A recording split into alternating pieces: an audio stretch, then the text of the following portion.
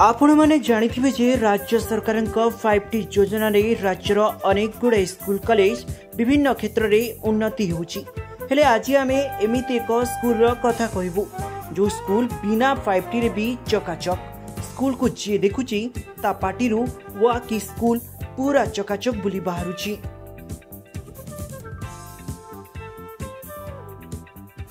हाइगा school T Balangir रो पुरातन school गुडी का मध्यरू यह मध्य गोटे पुरातन स्कूल रो नाम होउची सरकारी प्रैक्टिसिंग प्राथमिक विद्यालय। यह बलांगीर सहर रो गांधीनगर पड़ारी थिबा बेले स्कूल टी अवहेलित अवस्था रे पड़ी रहितला। एमिति कि स्कूल रे बगीचा भी नथिला। वर्षा दिने तो वर्षा पानी जगु छात्र छात्री माने हंतसंत हो जाउथिले, किंतु ई सब समस्या भी दूर हो जाइछि। छात्र छात्री माने एबे खुशी रे पाठ पढ़ी पारुचंती, बगीचार उपभोग नहीं पारुचंती, प्यूरिट पानी पी पारुचंती आदि विभिन्न प्रकार सुविधा सुजोग पाई पारुचंती स्कूल रे पढ़ुतबा छात्र छात्री माने।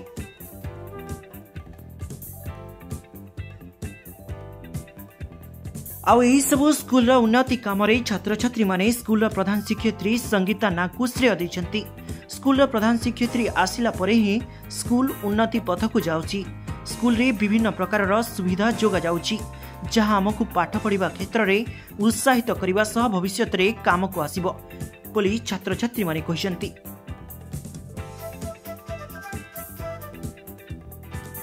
आहुरी जे स्कूल एबे मुख्यमंत्री शिक्षा पुरस्कार भी पाइछि। तेबे आसंतु एहाकु ने स्कूल रो छात्र छात्री शिक्षयित्री और प्रधान शिक्षयित्री कोन कहउचंती सुनिबा। संजय चिन्हरा पंचम प्रैक्टिसिंग प्राथमिक विद्यालय।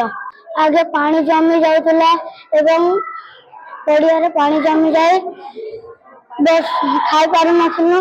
एबे सब आडे टाइल लगे कि हम प्रधान शिक्षयित्री से माने टाइल लगे कि हम सब खाउछु, प्रार्थना करछु, योगा करूछु एवं अधिक अधिक प्रोग्राम मध्य होउची।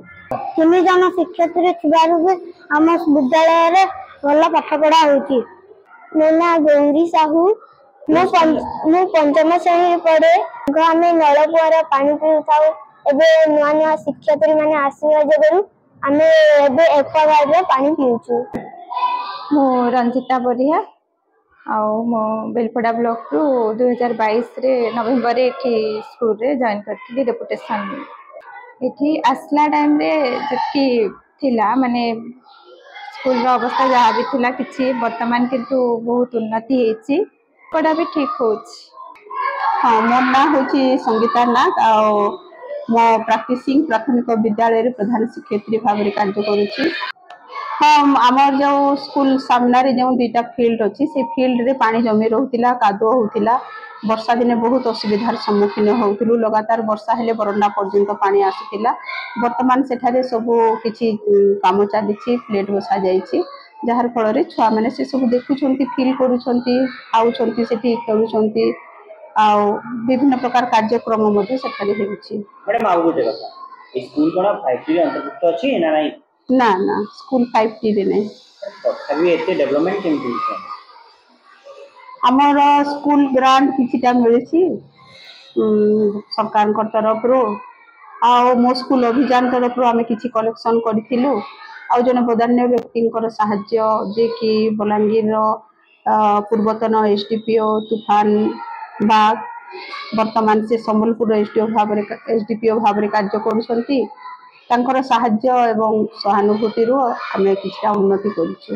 हाँ, जेते बेले स्कूल रो सब प्रकार उन्नति हैला आ समस्ते आसिक देखिले जे सब प्रकार सुविधा। वर्तमान आगे नलकूअर पानी पीउथिले, वर्तमान पाइप कनेक्शन हेछि, एक्वागार्ड लागिछि। तो ये सब दृष्टि रो जेते बेले स्कूल उन्नति हैला सेते बेले आमे ई पुरस्कार पाई पारिबो।